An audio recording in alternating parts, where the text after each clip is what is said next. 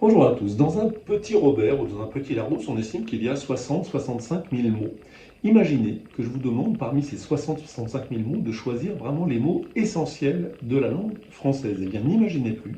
C'est ce qu'il s'est passé au début des années 50 en France. On est au sortir de la Seconde Guerre mondiale.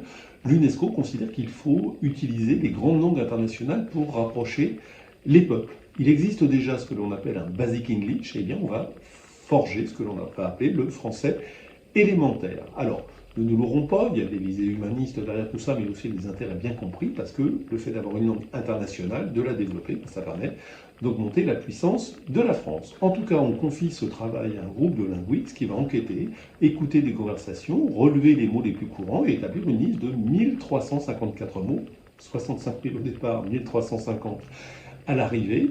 On va y trouver des choses qui paraissent simples, hein, maison, pain, grand, bon, être, avoir, dans, sur, vous voyez, ce genre de choses.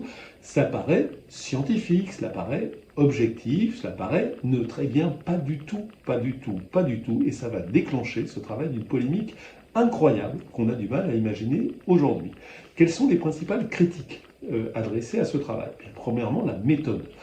Les enquêteurs en question, les linguistes en question, ont étudié le français tel qu'il est parlé dans une ville et une seule, Paris, évidemment, on n'est pas centralisé pour rien dans un beau pays.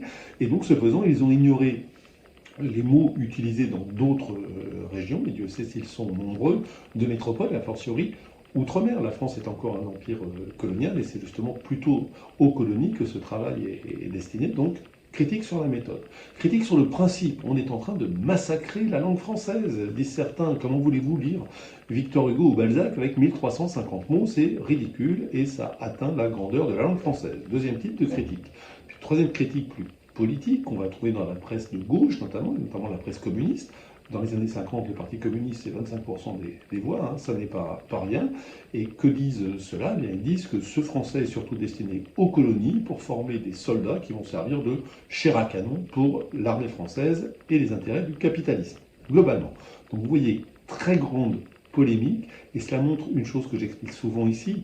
Derrière les questions de langue, il y a d'autres enjeux, des enjeux linguistiques à proprement parler. Quel est le rapport entre le français oral, puisque c'est lui qu'on a écouté, et le français écrit que l'on va enseigner? Comment fait-on la distinction entre le bon français et le mauvais français? Qui a le droit d'établir cette distinction? Et puis des questions plus politiques, à qui on destine le bon français, à qui on destine le mauvais français? Derrière les langues, il y a toujours des enjeux de pouvoir. Plus de détails, comme d'habitude, sur la version écrite de l'infolettre de l'Express sur le goût des langues.